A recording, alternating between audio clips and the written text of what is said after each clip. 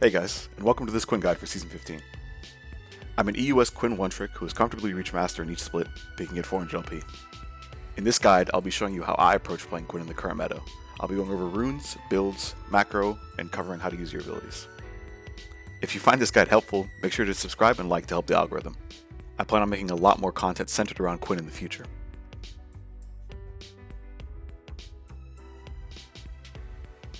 First, let's cover Quinn's abilities. Proccing your passive as often as possible is the key to dealing the maximum amount of damage on Quinn. This means that ideally, you want to be weaving autos between your abilities. Following this logic, Quinn's max damage combo would be to, from ult, auto, proccing the first mark, Eing, then autoing, proccing the second mark, Qing, then autoing, proccing the third mark, then your passive will mark the enemy for a fourth passive proc. Another thing to note is that a marked enemy will be visible even in Brush and Fog of War. Sometimes your lane opponent will try to walk in the bush thinking they're safe from getting the passive auto, but little do they know they're actually in vision. You can also use this fact to reveal enemies in bush by dropping off ult. The ult damage will mark them, revealing them in the process. Another good thing to note is that while you are in Fog of War or bush, your passive will not mark minions, but it will mark enemy champions. Landing Quinn's Q is crucial to winning a lot of fights. Landing it in lane almost always leads to a good trade, and as the game goes on, it can be the difference between killing an opponent or dying yourself. It also does AoE damage, so you can sneak some poke in on opponents standing next to minions. Nearsighted opponents will often think you kept moving in the same way that you were moving before you nearsighted them. Using that time to reposition or move in a different direction can be very useful. Quinn's E is her get the hell off me tool, and it can also cancel a lot of abilities and auto attacks. For each matchup, you should know what you're going to be holding your E for, if you're going to hold it at all. Versus some matchups like Cassio, for example, you can use it to dodge abilities. If you E over a wall, it will almost always leave you on that side, whereas if E can flip you over a wall, it always will. You can also flash during the backflip animation to instantly cancel it and auto immediately. It's very fringe, but now you know. But the most important thing about Quinn's E is that you shouldn't always use it, even though you can. A lot of new Quinn players will just E into whatever they see in a team fight and leave themselves vulnerable. Remember, at the end of the day, you are still a ranged champion. You don't need to gap close like assassins. Your ult should do most of the gap closing for you. Using the movement speed to bait out or dodge abilities can be crucial to winning an all-in. At rank 1, it costs 100 mana, so you should use it sparingly.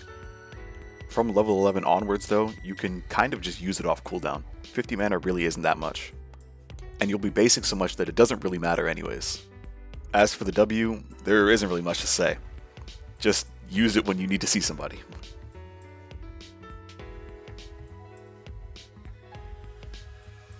Quinn right now is in a very different state compared to a year ago. She's lost a lot of damage and sustainability through item and rune nerfs, especially in the early game. Certain items that Quinn used to be able to go are just flat out bad right now. For starters, I don't think Berserker Greaves should ever be built. Compared to Symbiotic Souls, the power level just isn't close at all in my opinion. In the same vein, Kraken Slayer and Bork are just really low damage items for most AD carry champs right now.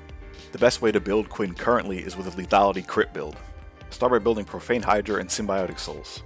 After that, I almost always build Edge of Night and LDR second and third, sometimes switching up the order depending on if the team has more armor or not.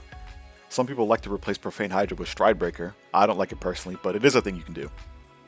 Also, if Edge of Night has little to no value against the enemy team, I go straight to Collector. After that, you want to be capping your build around 75% crit, building Infinity Edge 4th or 5th, and getting some survivability with Immortal Shield Bow, Guardian Angel, or Bloodthirster. With this build, you want to be maxing Q over W, and going the Electrocute rune page below. Alternatively, I think you can also go a Yuntal build. The build is largely the same, really only replacing Profane with Yuntal, but rushing Yuntal means that you're reaching 75% crit a lot earlier.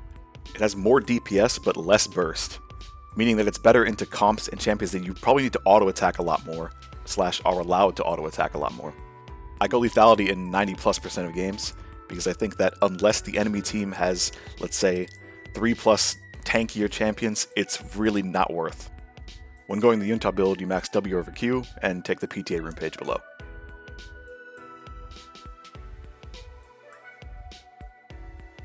In lane, you'll have early prio in like 95% of matchups, so you need to use it. Normally, the plan is to slow push and crash on the third wave. After crashing, you'll decide whether to cheat or recall, or keep bullying your enemy laner under turret, depending on jungle role. Fighting around level 2 timer can get you a huge lead in lane if your opponent doesn't respect you, if not landing you an early solo kill. For roaming, you generally only want to move after pushing out your lane. When coming out of base with ult, you can also fly through topside jungle and kind of hover mid and see if something's happening before going back top lane, depending on the situation and wave state, of course. And sometimes if you get a wave in really fast, or you proxy a wave, you can base and then look bot lane for a play. They'll never expect you. Another tip is that when you arrive at your lane with ult, you can get a really big trade-off, if not even a solo kill that your opponent isn't expecting. Starting a fight on your ult will almost always lead to a good exchange. For the mid and late game, you want to be using your rank 2 ultimate to outmaneuver your opponents. Pushing a side lane means one person from the enemy has to push it back, or they lose resources. In that time, you'll have a temporary 5v4 on the map, so you can use that to start an advantageous fight. Another play you can make, which I do a lot, is after pushing a wave on bot, for example, you can instantly reset and run top lane. The other enemy side laning won't expect you to be on the complete other end of the map 20 seconds later.